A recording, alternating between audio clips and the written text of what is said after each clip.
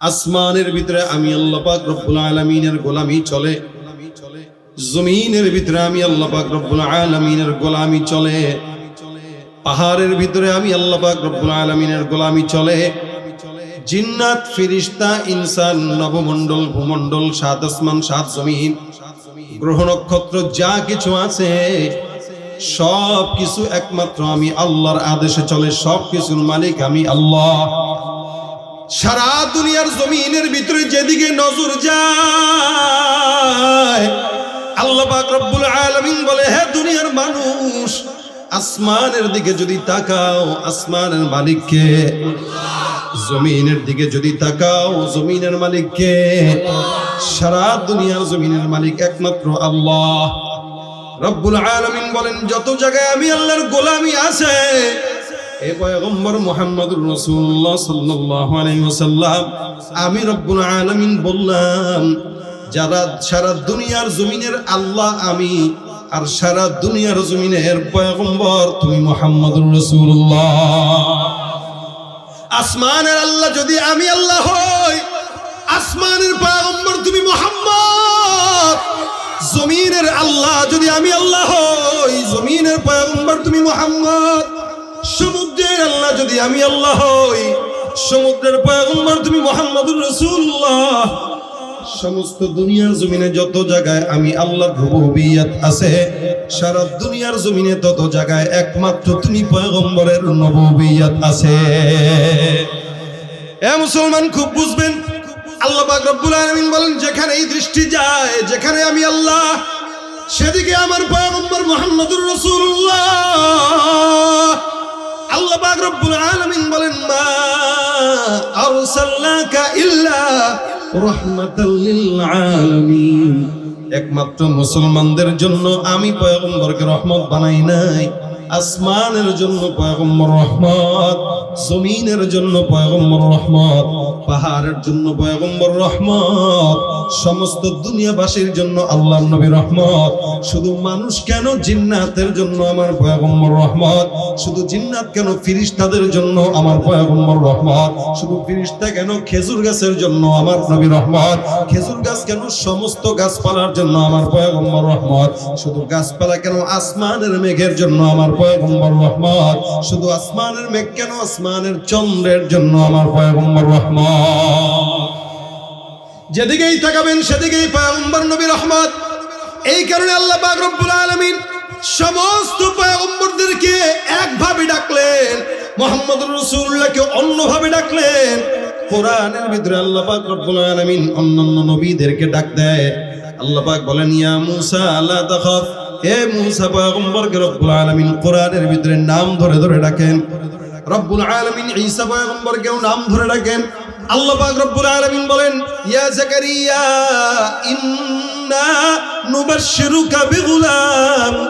রব্বুল আলামিন এই জায়গায় ডাক দিয়া বলেন, হে জাকারিয়া। ওখানে ডাক দিয়া বলেন, হে মূসা। আরেক জায়গায় বলেন, ইয়া ইয়াহইয়া খুযিল কিতাবা বিকুওয়া। অর্থাৎ ইয়াহইয়াকেও আল্লাহ পাক রব্বুল আলামিন নাম ধরে ডাকেন, জাকারিয়াকেও নাম ধরে ডাকেন, মূসা পয়গম্বরকেও নাম ধরে ডাকেন। ওয়া ইব্রাহিমা ওয়া ইসমাঈলা ওয়া যাল কিফল। ইব্রাহিম পয়গম্বরকে নাম ধরে উল্লেখ করেন, ইসমাইল পয়গম্বরকে নাম ধরে ডাকে। সমস্ত পয়গম্বর আদম থেকে শুরু করে ইয়াহইয়া ঈসা পর্যন্ত যত নবী রাসূল দুনিয়ার জমিনে আসছে, সমস্ত পয়গম্বরকে রব্বুল আলামিন নাম ধরে ধরে উল্লেখ করে। কিন্তু মুহাম্মদুর রাসূলুল্লাহর বেলায় যখন রব্বুল আলামিন আসলেন, আল্লাহ পাক বলেন, সাধারণ কোন নবী না, আমার পয়গম্বরকে আমি আল্লাহ পাক সাধারণ কোন নাম দিয়া নয়, বরং ডাকলাম সম্মান দিয়া, ইয়া আইয়ুহান নবী। সুবহানাল্লাহ। অন্যদেরকে আল্লাহ পাক নবী বলে ডাকেন, অন্যদেরকে আল্লাহ পাক নাম ধরে ডাকেন। অন্য সমস্ত নবীদেরকে নাম ধরে মূসা, ঈসা, ইব্রাহিম। কিন্তু আমার পয়গম্বরকে বলে, হে নবী। আল্লাহ পাক রব্বুল আলামিন যেখানে যেখানে কোরআনের সূরা ফাতিহা থেকে নিয়ে নাস পর্যন্ত যত জায়গায় পয়গম্বরকে আল্লাহ পাক নাম ধরে উল্লেখ করেন, একটা জায়গাতেও শুধু নাম ধরে উল্লেখ করেন নাই। একটা মানুষও দেখাইতে পারবে না পয়গম্বরকে শুধু মুহাম্মদ বলে উল্লেখ করেছেন। যেখানে এই নবীকে আল্লাহ পাক রব্বুল আলামিন মুহাম্মদ বলেছেন, ওই জায়গাটায় মুহাম্মদের পাশাপাশি লকবটাও লাগায় দিয়া বলেন রাসূলুল্লাহ। চেয়ারম্যানকে মানুষরা চেয়ারম্যান সাহেব বলে ডাকে কেন? বলে সম্মানটা যেন বজায় থাকে। আল্লাহ পাক রব্বুল আলামিন পয়গম্বরকে সম্মান বজায় রাখেন কেন? বলে সারা দুনিয়ার জমিনের সেরা বাদশা পয়গম্বর মুহাম্মদ। অন্য নবী আর আমার নবী এক হতে পারে না। সারা দুনিয়ার মানুষকেও যদি এক পাল্লায় রাখা হয়, আমার নবীকে যদি আরেক পাল্লায় রাখা হয়, সারা দুনিয়ার মানুষের পাল্লার ওজনটা হালকা হয়ে যাবে, আমার মুহাম্মদুর রাসূলুল্লাহর ওজনটা ভারী হয়ে যাবে। ভাইরা আমার, এটা সাধারণ কোন নবী নয়। আল্লাহ পাক রব্বুল আলামিন বলেন, এই কারণে আমি আল্লাহ পাক নাম ধরে ডাকি নাই। আল্লাহ পাক ডাকলেন মা মুহাম্মাদুন ইল্লা রাসূল। মুহাম্মদ নয়, মুহাম্মদ নয়। বলে মুহাম্মদ কি? বলে মুহাম্মদ হলো রাসূল। অন্য আয়াতের ভিতরে রব্বুল আলামিন বলেন মুহাম্মাদুর রাসূলুল্লাহ ওয়াল্লাযীনা মাআহু আশিদ্দাউ আলাল কুফফার। এই জায়গায় রব্বুল আলামিন বলেন মুহাম্মদ হলো আল্লাহর রাসূল। যত জায়গায় বলেন, সকল জায়গায় রব্বুল আলামিন রাসূল নামটা উল্লেখ করেছেন মুহাম্মদের সঙ্গে সঙ্গে। অন্য আয়াতের ভিতরে আল্লাহ পাক অন্য জায়গায় বলেন মা কানা মুহাম্মাদুন আবা আহাদিম মির রিজালিকুম ওয়ালাকির রাসূলুল্লাহি ওয়া খাতামান নাবিয়্যিন। এখানে রব্বুল আলামিন বলে মুহাম্মদ তোমাদের কোন পুরুষের বাবা নয়। মুহাম্মদের পরিচয় কি জানো? আল্লাহ পাক রব্বুল আলামিন বলেন মুহাম্মদের পরিচয় আমি আল্লাহ তুলে ধরলাম। মুহাম্মদ তোমাদের কোন পুরুষের পিতা নয়। মুহাম্মদের পরিচয় ওয়ালাকিন রাসূলুল্লাহ, মুহাম্মদ হলো আল্লাহর রাসূল। মুহাম্মদের 2 নাম্বার পরিচয় হলো ওয়া খাতামান নাবিয়্যিন। দুনিয়ার জমিনে আমি আল্লাহ পাক রব্বুল আলামিন শেষ নবী হিসেবে পাঠাইলাম। এই নবীর পরে আর কোন নবী আসার সম্ভাবনা নাই। কেউ যদি দাবি করে বা স্বীকার করে তারা মুসলমান নয়, তারা কাফের। ঠিক কিনা? আল্লাহ পাক রব্বুল আলামিনের হাবিব বলেন সমস্ত দুনিয়ার জমিনের সকল নবীদের ভিতরে আমি নবীর উদাহরণটা সেটার মতো। আল্লাহ পাক রব্বুল আলামিন নবুয়তের একটা দেয়াল তৈরি করলেন। এক এক করে ইট আল্লাহ পাক রব্বুল আলামিন লাগাইলেন। তার মানে এক একজন নবীকে রব্বুল আলামিন দুনিয়ার জমিনে পাঠাইলেন। একটা ইট করে লেগে গেল, আর একটা ইট নবী পাঠাইলেন, আর একটা ইট লেগে গেল। এমন করতে করতে সব ইট লাগানো শেষ, কিন্তু একটা মাত্র ইট মাঝখানে বাকি। বলে ওই দেয়ালটা যেমন অপরিপূর্ণ, আমার রব্বুল আলামিন ওই পরিপূর্ণ দেয়ালটা করার জন্য আমি রাসূলকে মাঝখানে সুন্দর করে ইটটা বসায় দিলেন। তার মানে দেয়ালটা পরিপূর্ণ হয়ে গেছে, এখন কোনো ইটার দরকার নাই। অর্থাৎ কিয়ামত পর্যন্ত আর কোনো নবী আসার সম্ভাবনা নাই। যদি দুনিয়ার জমিনে কোন নবী আসতো, আমার পরের নবীটাই হয়তো আমার সাহাবী ওমর। সুতরাং আমার পরে কোন নবী নাই। আনা খাতামুন নবিয়্যিন লা নবিয়্যা বাদি। আমি শেষ নবী, আর কোন নবী নাই।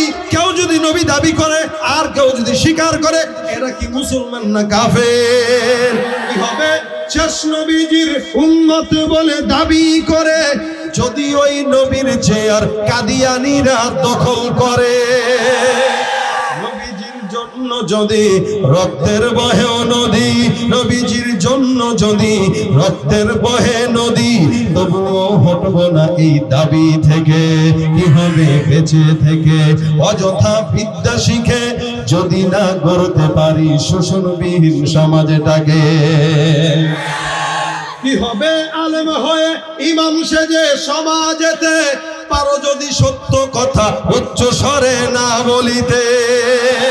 আরে চাকরির ভয় করো যদি ছেড়ে দাও ওই না গদি। চাকরির ভয় করো যদি ছেড়ে দাও ওই না গদি। কি হবে ধোঁকা দিয়ে আল্লাহকে? কি হবে বেঁচে থেকে? অযথা বিদ্যা শিখে যদি না করতে পারি শোষণবিহীন সমাজটাকে। ঠিক কিনা জোরে কোন? রাসূলের পরে কোন নবী আসবে না? কি জোরে কোন? হে মুসলমান, আমার পয়গম্বর শেষ নবী। আল্লাহ পাক রব্বুল আলামিন যদিও পয়গম্বরকে সবার শুরুতে আল্লাহ পাক নির্বাচন করেছেন, মাগার পাঠাইছেন সবার পরে, ঠিক কিনা? নির্বাচন হয়েছেন সবার আগে। হাদিসে আল্লাহ পাক রব্বুল আলামিন বলেন, পয়গম্বর বলেন, ইন্না আউওয়ালা মা খালাকাল্লাহুল কলম সুম্মা ক্বালা লাহু উকতুব ফাজারা ফি তিলকা সাআতি কাইনুন ইলা ইয়াউমিল কিয়ামা। দুনিয়া যখন সৃষ্টি হয় নাই 50,000 বছর আগে আল্লাহ পাক রব্বুল আলামিন একটা কলম বানাইলেন। ওই যে কোরআনের ভিতর রব্বুল আলামিন কসম খান, নুন ওয়াল কলামি ওয়া মা ইয়াসতুরুন। আল্লাহ পাক রব্বুল আলামিন বলেন, কলমের কসম, কলম যা যা লিখেছে তার কসম। অর্থাৎ কলম কি লিখলো? দুনিয়ার জমিনটা সৃষ্টি হওয়ার 50,000 বছর আগে রব্বুল আলামিন একটা কলম বানাইলেন। কলমটাকে ডাক দিয়া বললেন, কলম তুমি লেখো। কি লিখবো? সারা দুনিয়ার নিজাম কিয়ামত পর্যন্ত যা যা ঘটবে সব লিখে দাও। অর্থাৎ আজকের মাহফিলে আপনারা যারা আসবেন এটাও লিপিবদ্ধ হয়ে গেছে, আমি আসবো এটাও লিপিবদ্ধ হয়ে গেছে। সুতরাং আল্লাহ পাক রব্বুল আলামিন সারা দুনিয়া সৃষ্টি করার আগে পয়গম্বরকে যে শেষ নবী বানাবেন এটাই সবার আগে নির্বাচন করেছেন।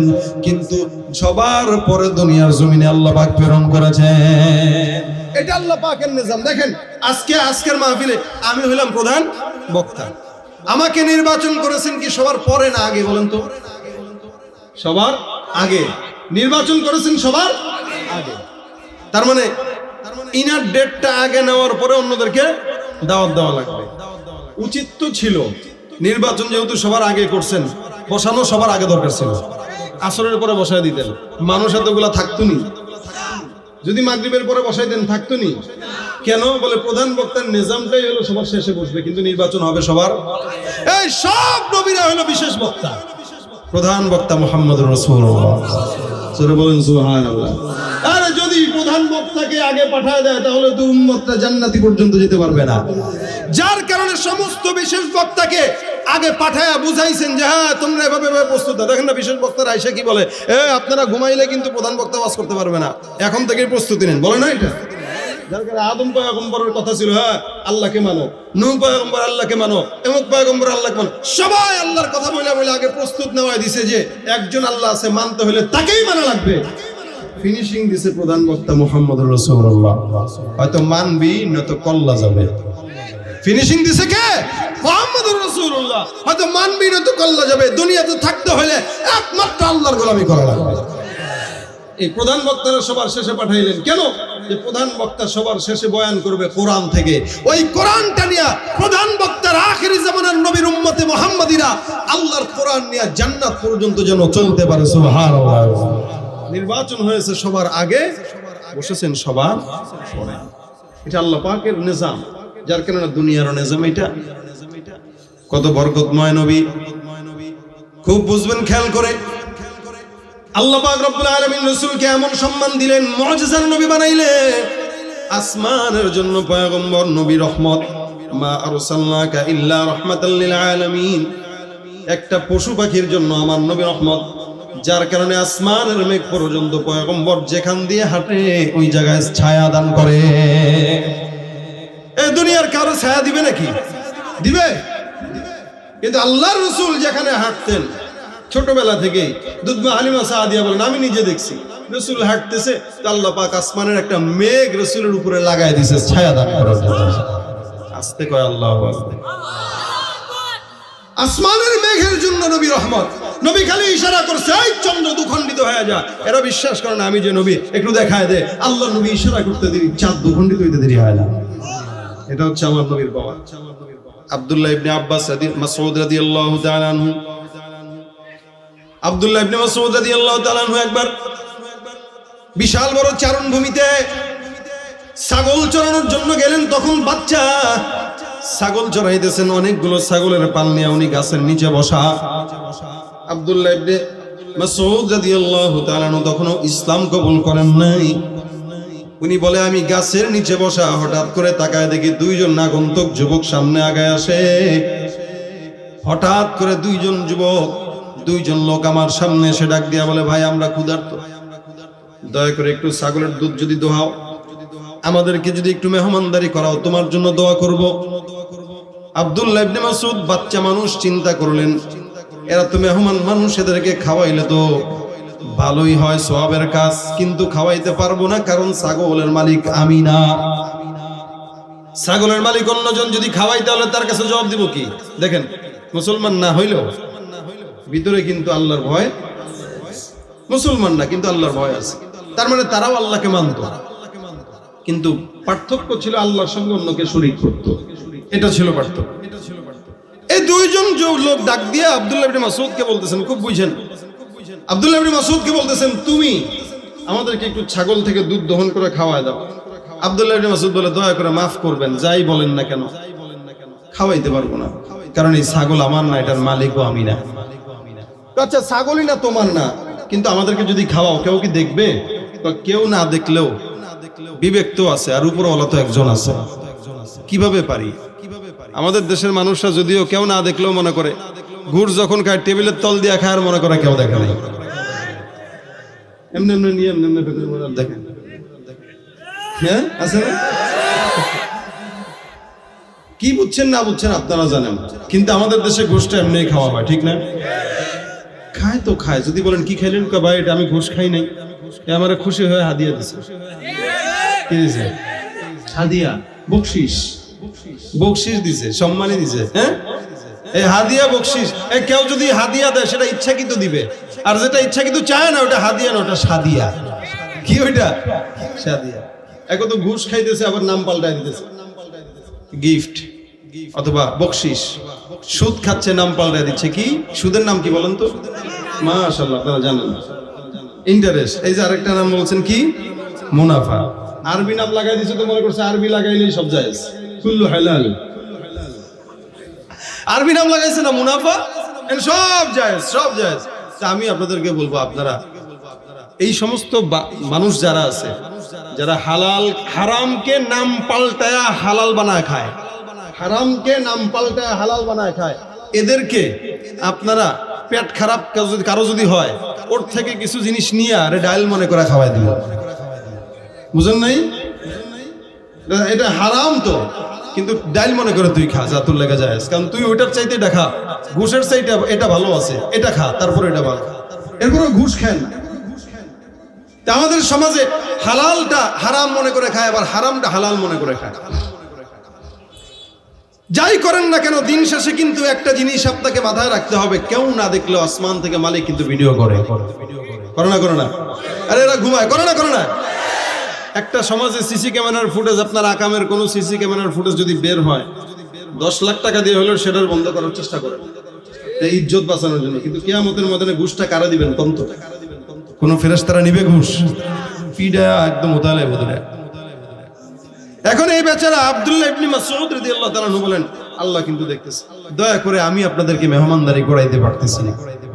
দুইজন লোক ডাক দিয়া বলতেছে, তোমার ছাগলের দুধ যেগুলো হচ্ছে, এগুলোর থেকে দুধ যদি না খাওয়া আপত্তি নাই। এখন এমন একটা ছাগল থেকে যদি আমি দুধ খাই যেই ছাগলের দুধই হয় নাই, তাহলে আপত্তি আছে? আব্দুল্লাহ ইবনে মাসউদ বলেন, ফাইজলামি করেন না, যেই ছাগলের স্তনই হয় না, এটা দুধ দিবে কেমনে? আপনাদেরকে যদি বলি, ভাই এই বাসটা আমার দেন, আমি এই বাসে গাড়ি বানাবো, এটার উপরে চড়বো, ঢাকায় যাবো, আর আপনি কবেন পাগল না, এটা পুরো তার ছিল, যা দিলাম তোরে, খা, তুই ঢাকায় যা, ভিক্ষা করে খা, নাকি? আব্দুল্লাহ ইবনে মাসউদ উনি দুইজন বলতেছেন, তুমি এমন একটা ছাগল দাও, এটা হাদিসের ঘটনা, এমন একটা ছাগল দাও যেই ছাগলের স্তন হয় নাই, ছোট 6 মাসের বা 8 মাসের এরকম ছাগল। এই ছাগল দেওয়ার পরে এটা মেয়েও হওয়া দরকার নাই, এটা পাঠা হোক, সমস্যা নাই। সুবহানাল্লাহ। কি বলতেছে? মেয়ে হওয়া দরকার নাই, পাঠাও যদি হয় দাও, যদি ওইটার থেকে দুধ খাই তাহলে কি কোনো আপত্তি আছে? কয় যদি খাইতে পারেন খান। কথাটা কি যুক্তি না? যদি খাইতে পারেন খান, দিয়ে দিলাম, নেন। কয় যাও নিয়ে আসো, তুমি তোমার হাত থেকে বেঁচে দাও। তো সুন্দর একটা ছাগল নিয়ে আইসা দিলেন, দিয়া বলতেছেন, এই যে নেন, আপনার কাছে দিলাম, এবার আপনার জন্ম আছে, আপনার দুধ যদি সারা জিন্দেগি বার খান, খান তো। কি কয় পাগলের মতো, স্তনই নাই, দুধ হবে কেমনে? আবার দুইজন যুবক, এরা যে কারা আব্দুল্লাহ ইবনে মাসউদ জানে না, কারণ কোনোদিন দেখে নাই। দুইজনের ভিতরে একজন ছিলেন মুহাম্মদুর রাসূলুল্লাহ সাল্লাল্লাহু আলাইহি ওয়াসাল্লাম, আর রাসূলের সঙ্গে আরেকজন যিনি ছিলেন তিনি হলেন সিদ্দিক আকবর আবু বকর। দুইজন একসঙ্গে একজনকে ডাক দেয়া বলে, আব্দুল্লাহ ইবনে মাসউদ তাকা তাকা হাসে, কত পাগল দেখ, ছাগলের দুধ নেই বলে খাইব, দেখি খান খান খান আপনারা খান। রাসূল সাল্লাল্লাহু আলাইহি ওয়াসাল্লাম বলেন, আবু বকর পাত্র একটা নাও, পাত্র দুধ দহন করার জন্য তৈয়ার। সিদ্দিক আকবর জানে তো রাসূল করিম সাল্লাল্লাহু আলাইহি ওয়াসাল্লাম যেই জায়গায় হাত দেয় ওই জায়গা স্মরণের জায়গা হয়ে যায়। আবু বকর সিদ্দিক পাত্র একটা নিলেন, পাত্র নেওয়ার পর পয়গম্বরকে বলে, ইয়া রাসূলুল্লাহ, এই যে পাত্র আপনার কাছে দান করলাম পয়গম্বর, আপনি ছাগল থেকে দুধ বের করার ব্যবস্থা করেন। আব্দুল্লাহ ইবনে মাসউদ বলে, আমি তো লোকটারে চিনি না, কিন্তু লোকটার দিকে তাকায় থাকলাম, কেন যেন চেহারার ভিতরে মায়া, কেন যেন চেহারার ভিতরে বরকত আর নূর ভরা। আমার দিলটা ওই লোকটাকে দেখে দিলের ভিতরে আমার মহব্বত জেগে গেছে। আমি অবাক হয়ে তাকায় থাকলাম, এমন লোক এরকম ফাইজলামি কেমনে করে? একটা ছাগল ছোট্ট বাচ্চা এটার থেকে দুধ বের করবে, এটা তো হাস্যকর। আল্লাহর নবী মুহাম্মদুর রাসূলুল্লাহ সাল্লাল্লাহু আলাইহি ওয়াসাল্লাম সুন্দর করে বিসমিল্লাহ বলে ওই জায়গায় একটা ফু দিয়া রাসূল হাত মোবারকটা লাগায় বলেন, আল্লাহর আদেশে তুমি স্তন হয়ে যাও, আল্লাহর আদেশে তুমি আমি পয়গম্বরের জন্য দুধ দান করো। রাসূল এই কথা বলতে দেরি, আব্দুল্লাহ ইবনে মাসউদ তাকায় দেখে আল্লাহর নবী হাত দিতে দেরি, মাগার দুধ বের হইতে দেরি হয় না। সুবহানাল্লাহ, জবান খুলে বলেন সুবহানাল্লাহ। जहाँ तक है रुबूबियत खुदा की, जहाँ तक है रुबूबियत खुदा की, वहाँ तक है रिसालत मुस्तफा की, वहाँ तक है नबूवत मुस्तफा की। अल्लाहु আকবার। আমার পয়গম্বর দোহায় অধিক দেয়া আবু বকর সিদ্দিক পাত্র ধরে, আল্লাহর কসম আব্দুল্লাহ ইবনে মাসউদ তাকে দেখে অবাক। এই একটা ছোট্ট ছাগল, যেই ছাগলের স্তন নাই, ওই ছাগলের থেকে দুধ দহন করে দুধ বের হয়, একটু একটু করে দুধ দহন করে করে পুরো পাত্র একটা ভরে ফেলে। এবার ওই ব্যক্তিটা কি যেন বললো, আবার স্তনটা আগের মতো শুকায় গেল, বাচ্চাটা আবার আগের মতো বাচ্চা হয়ে গেল, এখন স্তন নাই দুধও নাই। আমি চোখ ডলতেছি, বড় বড় করে তাকায় আছি, হায় হায় এটা কি স্বপ্ন দেখলাম নাকি, হায় এটা কি দেখলাম, স্বপ্ন দেখলাম নাকি। আবার চোখ ডলে আর বলে, কি রে এই কি স্তন একটু আগে ছিল এখন নাই, ব্যাপারটা কি বুঝলাম না। রাসূল নিজে খাইলেন দুধ, আবু বকরকেও খাওয়াইলেন। আব্দুল্লাহ ইবনে মাসউদকে ডাক দেয়া বলেন, তুমিও খাও। আব্দুল্লাহ ইবনে মাসউদ একবার চিন্তা করে খাবে কি খাবে না, এটা কি জাদু না অন্য কোনো কিছু? কিন্তু আমার রাসূল ছিলেন এইটার রাসূল, মুজিজার নবী। আমার নবীকে আল্লাহ পাক সর্বশ্রেষ্ঠ মুজিজাতুন নবী বানাইছেন। নবী আমার যেখানে হাত দেয় ওই জায়গাটা স্মরণের জায়গা হয়ে যায়। আব্দুল্লাহ ইবনে মাসউদ তাকায় দেখলেন এরা খাইতেছে, আর দুধ তো বিশাল মজা। আমাদের ছাগলের যে দুধ আছে এই দুধ তো এরকম না, এটার দুধের মজা তো আলাদা, আলাদা অন্যরকম মজা। এবার আব্দুল্লাহ ইবনে মাসউদ বলেন, আপনি কে একটু বলেন না। আমার তোমার চিনা দরকার নাই, সময় হলে ঠিকই চিনবা। তাহলে একটা কাজ করেন। কি কাজ? মুরব্বী, আপনি যেই দোয়াটা পরে ছাগলের ফু দিয়ে দুধ বানাই দিয়েছেন, এই দোয়াটা আমার একটু শিখাই দেন। এই দোয়াটা শিখাই দেন। রাসূল করিম সাল্লাল্লাহু আলাইহি ওয়াসাল্লাম হেসে দিলেন। এটা হলো আমার নবীর মুজিজা।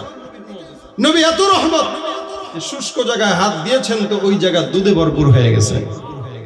নবী যেখানে গেছেন ওই জায়গা স্বর্ণের জায়গা হয়ে গেছে। নবীর সঙ্গে যে মিশছে সে স্বর্ণের মানুষ হয়ে গেছে। সুবহানাল্লাহ। কিন্তু আমরা নবীর উম্মত হয়ে এখনো পর্যন্ত খাঁটি উম্মত হইতে পারলাম না, রাসূলের খাঁটি গোলামি করতে পারলাম না। যেই নবীকে গাছ চিনল, মাছ চিনল, মেঘ চিনল, সারা জমিন চিনল, সেই নবীকে আমরা ঠিক মতো না চিনার কারণেই কিন্তু জবানে দাড়ি উঠাইতে পারি না। মানে প্রত্যেকটা যুবক এখানে যারা মাহফিলে আসছে এরা তো দ্বীনের মহব্বতে আসছে, কিন্তু জমানে দাড়ি নাই কেন?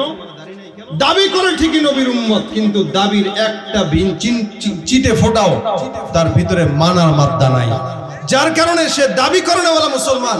খালি 12 রবিউল আউয়াল আসলে একটু মিলাদ পড়বে, এই করবে, সেই করবে, মনে করবে সব দায়িত্ব শেষ। না না, সারা জিন্দেগি রাসূলকে মানার জন্য আপনার জন্য ফরজ। রাসূলকে মানবেন, কারণ রাসূলের যা সুন্নাত, যা আদর্শ, ওটাই হলো আল্লাহ পাকের কোরআন। ঠিক কি না জোরে বলেন? দাবি করে মুসলমান কিন্তু কাজে নাই। যারা নিজেদেরকে দাবি করে মুসলমান কিন্তু কাজ করে না, সুন্নাত মানে না, এই মুসলমান খাইতে গেলে বাম হাতে খায়, আছে না নাই? প্রস্রাব করে দাঁড়ায় দাঁড়ায়, এমন চিকন পায়জামা পরে বসার মতো কোনো সুযোগ নাই, দাঁড়ায় প্রস্রাব করে, আছে না নাই? এই ব্যাককলটারে বলছে কি টাকা দিয়া জেলখানার ভিতরে ঢোকার জন্য, এমন প্যান্ট পরছে বসতে পারে না, দাঁড়ায় দাঁড়ায় প্রস্রাব করে। আর প্রস্রাবের ছিটা পরে পায়জামা যদি নামাজের কথা বলেন বলবে হুজুর প্যান্টের সমস্যা। সারা জিন্দগি তার প্যান্টের সমস্যাই থাকে, ছোটবেলায় প্যান্টে মুততো, এখনো প্যান্টে মুততো। কি বলেন, ঠিক না? প্যাম্পাস আছে নি? প্যাম্পাস একটু অর্ডার দিবেন, তোর সাইজ কত, বয়স কত? 30। 30 কেজি বা 60 কেজি ওজনের একটা প্যাম্পাস বানা দেন, এটা প্যাম্পাসে মুতুক, তাও যেন অন্তত পায়জামাটা না পাক না করে। নামাজের কথা বললেই প্যান্টের সমস্যা, মসজিদে যায় না। আমার নিজেকে মনে করি আমি মুসলমান, প্রচুর মুসলমান।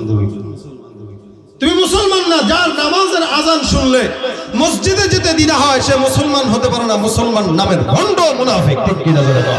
তুমি রমজান এলে রাখো না রোজা, দিনকে করো আঘাত, পয়সা করির নেই তো অভাব, দাও না তো যাকাত। তুমি ইমানদারির বড়াই করো, নেই তোমার ইমান, ইমানদারির বড়াই করো, নেই তোমার ইমান। তুমি কেমন মুসলমান, তুমি কেমন মুসলমান, তুমি কেমন মুসলমান? নামাজের সাথে নাই পরিচয়, মানো না কোরআন, নামাজের সাথে নাই পরিচয়, মানো না কোরআন। তুমি কেমন মুসলমান?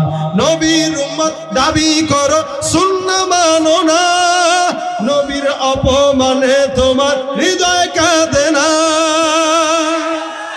নবীর উম্মত দাবি করো, সুন্নাহ মানো না, নবীর অপমানে তোমার হৃদয় কাঁদে না। তুমি বিজাতীয় সংস্কৃতিতে সপেছ পরাণ, বিজাতীয় সংস্কৃতিতে সপেছ পরাণ। তুমি কেমন মুসলমান, তুমি কেমন মুসলমান, কেমন মুসলমান, তুমি কেমন মুসলমান? নামাজের সাথে নাই পরিচয়, মানো না কোরআন, নামাজের সাথে নাই পরিচয়, মানো না কোরআন। তুমি কেমন মুসলমান? আছে না? এই জন্য মুসলমান হইতে গেলে দাবি করবেন না, মানতে হবে। জোরে বলেন, কি হবে? জবানে দাড়ি রাখতে হবে না কাটতে হবে? জোরে বলেন। জবানে মুখে দাড়ি রাখতে হবে না কাটতে হবে? রাসূলের উম্মত যদি কেউ দাবি করে, আল্লাহর হাবিব বলেন আল মারু মা মান আহাব্বা, যার সঙ্গে যার ভাব তার সঙ্গে তার কিয়ামত। যদি কোনো ব্যক্তি বেঈমানের সঙ্গে মহব্বত রাখে, যদি কোনো ব্যক্তি বেঈমানকে ফলো করে চুল কাটে, যদি কোনো ব্যক্তি বেঈমানকে ফলো করে দাড়ি কাটে, আল্লাহর নবী বলেন ওই ব্যক্তিটা ওই ব্যক্তির সঙ্গে জাহান্নামে যাবে। আর যদি কোনো ব্যক্তি আমি নবীকে দেখে সুন্নত মোতাবেক দাড়ি রাখে, তাহলে ওই ব্যক্তিটা আমি নবীর সঙ্গে আল্লাহর জান্নাতে যাবে।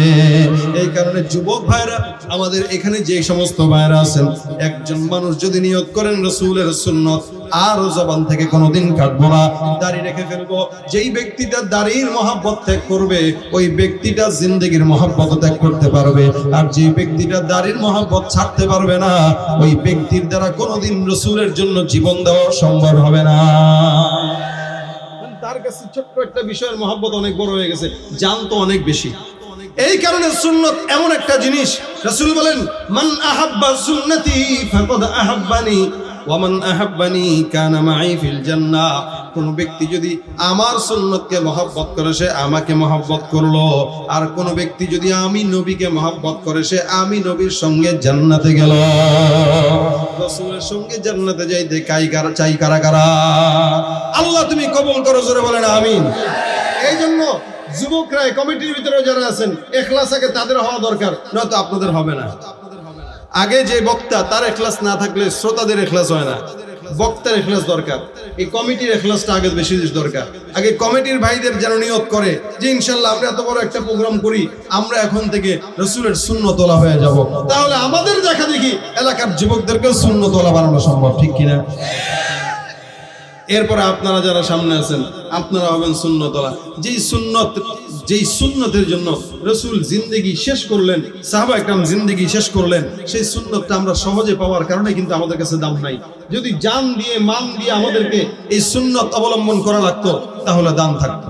আমরা আমাদের মা বাবার থেকে ইসলাম পেয়েছি, সহজে ইসলাম পেয়েছি, বাপদাদা মুসলমান তাই ইসলাম পেয়েছি, যার কারণে আমাদের ইসলামের গুরুত্ব নাই, কারণ ফ্রি পাইছি। সাহাবা একরামরা যেভাবে রক্ত দিয়েছে, জান দিয়ে ইসলামকে আমাদের পর্যন্ত পৌঁছাইছে, তাদের মতো জান যদি দেওয়া লাগতো তাহলে প্রত্যেকটা পদক্ষেপে ইসলাম ছাড়া অন্য কোনো কিছু মানতাম না। এই জন্য আমাদের প্রত্যেকে জীবনের পরতে পরতে রাসূল করিমের আখলাক এটা মানা একটা খাঁটি নবীর উম্মতের কাজ। এই জন্য এখান থেকে নিয়ত করি আল্লাহ পাক রব্বুল আলামিন যেন আমাদেরকে একদিন প্রত্যেকদিন একটু একটু করে রাসূলের সুন্নতে চলার তৌফিক দান করে। আজকে একটু শোয়ার আগে ঘুমের দোয়া পড়বেন, এই সুন্নতটা প্রত্যেকদিন পালন করবেন। আরেকদিন মেসওয়াক করার সুন্নত পালন করবেন, আরেকদিন একটু দাড়ি রাখার সুন্নত পালন করবেন, আরেকদিন লেবাসের সুন্নত পালন করবেন। এভাবে প্রত্যেক সময় বারবার মাসে মাসে এক এক মাহফিল থেকে যদি এক একটা সুন্নত আদায় করার চেষ্টা করি, দেখবেন দিন শেষে মরণের পরে রাসূলের সুপারিশ আপনার আমার জন্য ওয়াজিব হয়ে যাবে। আল্লাহ পাক তৌফিক দান করুক, বলেন আমিন। কবুল করুক, জোরে বলেন আমিন। রাসূল করিম সাল্লাল্লাহু আলাইহি ওয়াসাল্লামের সঙ্গে মহব্বতের ছোট্ট একটা আমল শিখায় দেই, যে আমলটা নিয়ে আজকে বাড়ি যাবেন আপনারা। এই আমলটা প্রত্যেকে করবেন, আমি করার চেষ্টা করি, আপনারাও করবেন। সেটা হলো আল্লাহ রাসূল সাল্লাল্লাহু আলাইহি ওয়াসাল্লাম বলেন, কেউ যদি আমি রাসূলের উপরে একবার দুরূদ পড়ে আল্লাহ পাক তার উপর 10টা রহমত নাযিল করে দেন। জোরে বলেন না সুবহানাল্লাহ। একবার পড়লে কয়টা রহমত? 10টা রহমত হয়। তা আপনারা এখানে যারা আছেন, আমরা অনেক সময় ব্যবসা বাণিজ্য করিয়েছি, এদিক সেদিক যাই, হাতের কাজ আছে, পায়ের কাজ আছে, আমাদের জবানের কোনো কাজ থাকে না। আমরা চেষ্টা করব আমাদের জবান দিয়ে একমাত্র রাসূল করিম সাল্লাল্লাহু আলাইহি ওয়াসাল্লামের উপরে দুরূদের আমল উঠাইতে। রাজি আছি ইনশাআল্লাহ? এই কষ্ট করে আপনারা আসলেন, বসলেন, আমি কষ্ট করে আসলাম, বসলাম, সবকিছু সার্থক হবে যদি একজন মানুষ এখান থেকে এই আমলটা নিয়ে যাইতে পারে। সেটা কি? বসে আছি, ব্যবসা বাণিজ্যে বরকত নাই, দোকানে বরকত নাই, বিপদে পড়ছি, যা মুসিবতে পড়ে, খালি সাল্লাল্লাহু আলাইহি ওয়াসাল্লাম বলেন, সাল্লাল্লাহু আলাইহি ওয়াসাল্লাম। যত বড় বিপদ হোক, বিপদ থেকে আল্লাহ পাক উদ্ধার করবে দুরূদের বরকতে। ব্যবসায় বরকত হয় না, দুরূদ পড়েন, ব্যবসায় বরকত দান করবে। বিয়ে হয় না, দুরূদ পড়ে আল্লাহ পাক নেককার পাত্রে দেখে বিবাহের ফয়সালা করবে। পরীক্ষার হলে গেছেন, প্রশ্নের জবাব আসে না, দুরূদের আমল করা শুরু করেন, জবাব মনে চলে আসবে ইনশাআল্লাহ।